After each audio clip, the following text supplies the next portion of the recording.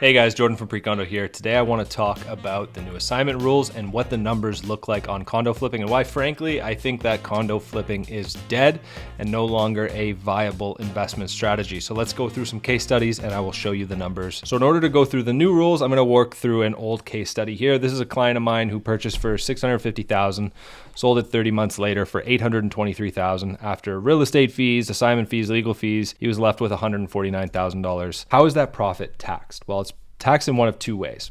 Now, if this was your first assignment ever, the CRA, and you were going to move into it, the CRA would say you were an end user, and you would just pay capital gains on the profit. So you would pay capital gains on the $149,000 in profit after your expenses. So assuming that you are in a high tax bracket, you would pay $37,250 because capital gains obviously taxed at income tax, but only 50% of the gain is taxable.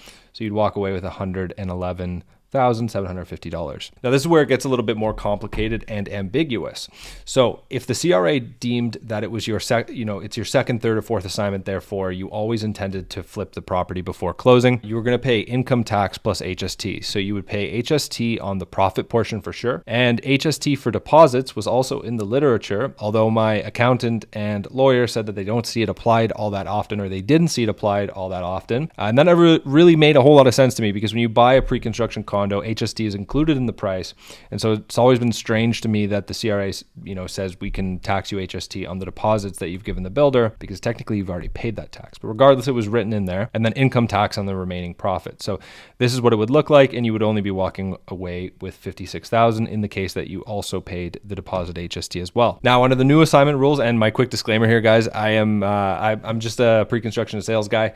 I see a lot of assignments. I help clients with a lot of assignments. I've done an assignment, but consult your accountant and your real estate lawyer to get more clarity on this. So the big ticket item here is under the new rules, as of May 7th, everybody pays HST on the profit portion of their assignment, regardless of if it's your first, second, or 10th assignment. It's irrelevant. So it provides a lot of clarity and doesn't mean that someone at the CRA is trying to deem what your intent was with the property. And then the questions arise after that. Are you going to pay capital gains or income tax? And we actually don't have clarity. We don't have a white paper from the government to determine what it's going to look like after that. So I've assumed the worst case here and said you're going to pay income tax on the property. So the big takeaway here is that everybody is going to pay HST on their profit. So that's $19,370 in this case.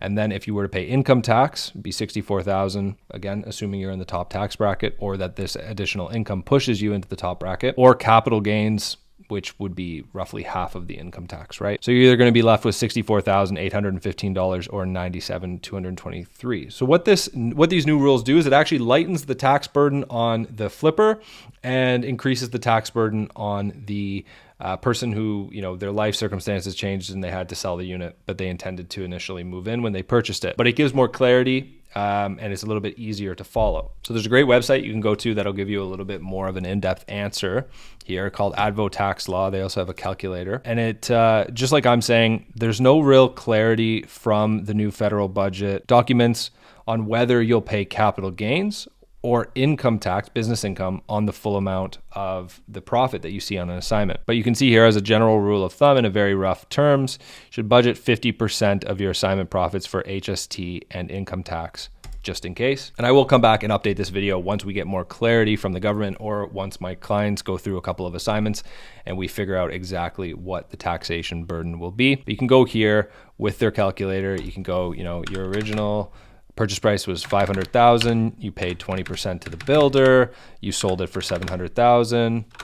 And then you put in your income tax. Let's say you make $150,000 a year, and it'll tell you what your tax burden will be. You can see here, your HST on the assignment based on the profit portion, your new income from the assignment, and then what that would be taxed at based on your personal income. Now, more importantly, I want to talk about why I think assignment flipping is dead. Not to say you can't make profit on it, but it's certainly significantly more profitable to buy the property and close on it and hold it over a longer term, as is the case with almost all real estate, right? So let's walk through an example here. We know pre-construction is on average 20% more expensive than the resale market, right? So let's say you buy a pre-construction condo, 550 square feet at $1,600 per square foot for $880,000. And let's say in our example that the resale building, the Apple apples to apples comparison next door is seeing the same type of unit sell for about $1,300 a square foot. So about a 23% premium over the resale market, which is pretty in line with a lot of the launches we're seeing these days. What I've done here is I've taken the resale value and assumed 6% appreciation per year. I've assumed 6% because that is the long-term average for Toronto condos. It's the 45-year average for Toronto condos, comes out to 6.1%. This is a pretty good conservative estimate over a longer term what the market might do. And based on that, you can see that your condo is worth what you paid, somewhere around in between 25 and 26. So I've assumed you purchase it today and the thing delivers in 2027. So based on this, you're going to be underwater on that investment for a while. Now, some people get really excited. Let's say they buy at $1,600 a square foot on day one platinum sales, and the next day when the builder goes to public sales, they increase the prices by $40,000. A lot of people think, hey, I just made $40K. That was the easiest $40K I just made in my life. Realistically, you didn't make anything, right? The condo isn't worth what the builder's paying and what other people are willing to pay for that piece of paper that says they will own a condo eventually down the line, because speculation is built into that. Right? You are paying what it costs to build plus a 20% profit margin on top so the developer can secure construction financing. If it were worth that $40,000 extra, you could go and sell it on the assignment market for that, but you can't because it's not worth that. Down the line, when you go to resell your condo on the assignment market, you have to realize you're not going to get the pre-construction prices of a condo that just launched next door. Because your condo is delivering in 6 months, or maybe it's already in occupancy, what a prospective buyer is going to pay for that assignment is what it's worth comparable to the resale market. That tends to be where we see assignments trade at. So based on 6% compounding annual growth rate, the condo will be worth about $1,740 per square foot on completion in 2027. So your resale value is $957,000. So you've only made $77,000 in profit. Now, if we assume a 50% tax burden on that, you're walking away with $35,000. Not too great for having $160K sitting with the builders in the lawyer's trust for a 5-6 year period. Now, I've added the 8% appreciation average here because 8% is what we've seen in the last 10 years on condos. So it's a more bullish estimate. Obviously, we've had a great 10 years for condos. Just to give you an idea, that means that the value on completion would be $1,910 a foot, or just over $1 million, and you'd have $170,500 in profit. These are, bullish case scenarios. These are, 6% conservative, 8% I would consider, conservatively bullish, but you have to remember markets don't always go up, and they certainly don't go up in a linear line all of the time. We saw it through COVID, right? The first year of COVID, we saw condo price regress a little bit. And as a result, if you see on my next slide here, here's from 1996 through 2021. What do you notice? The market goes up and the market goes down. So the last thing you want to do is buy a pre-construction condo that you cannot afford to close on because you think you're going to assign it for 100K profit.